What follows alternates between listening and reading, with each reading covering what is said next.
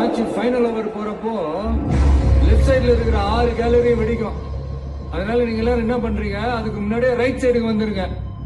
Bomb blast ஆன உடனே right side கேலரியில இருக்கிற ஆடியன்ஸ் எல்லாம் தெரிச்சு ஓடுவாங்க.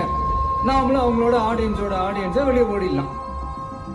10 ஓவருக்குள்ள பணம் வந்துச்சுன்னா காந்தி பணத்தை வாங்கிட்டு பிளாஸ்ட் பண்ணிட்டான். 10 ஓவருக்குள்ள பணம் வரலனா காந்தி பணம் தரலன்னு பிளாஸ்ட் பண்ணிட்டான். அவ்வளவுதான், சிம்பிள். பாஸ், பணமும் வராம பாம்பு வெடிக்கலன்னா என்ன பாஸ் பண்றது? டேய், வந்தவன்